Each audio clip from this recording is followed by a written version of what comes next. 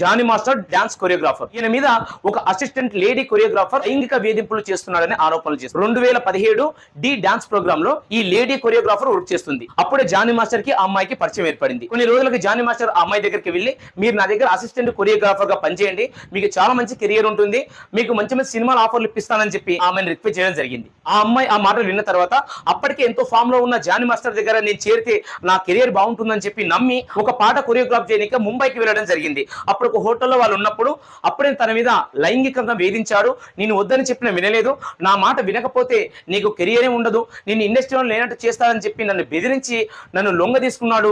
విధి లేని పరిస్థితిలో నేను లొంగిపోవడం జరిగిందని చెప్పి ఆమె స్టేట్మెంట్ రికార్డింగ్ చేసింది. నేను ఎక్కడికుంటే అక్కడికి వచ్చి క్యారవాన్ లో కూడా నన్ను వదలనట్ట నన్ను బలాత్కారం చేశాడు. ఆ బాధలు తట్టుకోలేక సొంతంగా నేను బయటకు వచ్చేసి కొన్ని మూవీస్ కొరియోగ్రాఫర్ చేస్తుంటే తనకున్న పలుకుబడితో నాకు అవకాశాలు రానట్టు చేస్తున్నాడు, నన్ను బెదిరిస్తున్నాడు, మతం మార్చుకొని నన్ను పెళ్లి చేసుకుంటే తప్ప నీకు వేరే